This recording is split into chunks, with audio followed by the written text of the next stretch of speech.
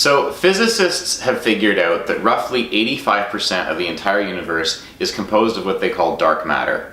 And dark matter is hard to measure, it's hard to see, it's hard to figure out, but in the absence of its existence, essentially the laws of physics and gravity as we know them would not work. So physicists have figured out that this exists out there, even though it's really hard to measure, really hard to touch, and really hard to get our heads around.